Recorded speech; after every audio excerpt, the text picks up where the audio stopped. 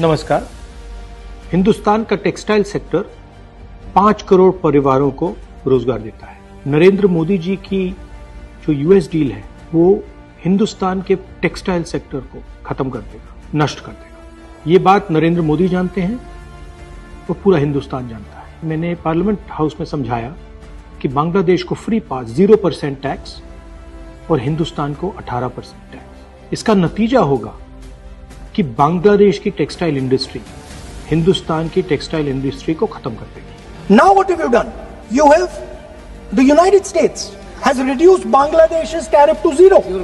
And our tariff is 18%. What do you expect our textile people to do? Their competitor is Bangladesh. If Bangladesh imports US cotton, they have 0% duty. Finished. Textile industry gone.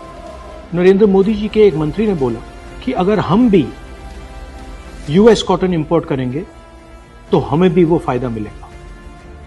मगर सच्चाई है कि हमारा cotton Bangladesh जाता है, हमारा cotton Hindustan की textile मिलों को चलाता है। तो अगर हमने बांग्लादेश का रास्ता चुना तो हमारे पूरे के पूरे कपास के किसान और कॉटन की इंडस्ट्री खत्म हो जाएगी, और अगर हमने नहीं चुना तो हमारी टेक्सटाइल की इंडस्ट्री खत्म हो जाएगी। ये सच्चाई है।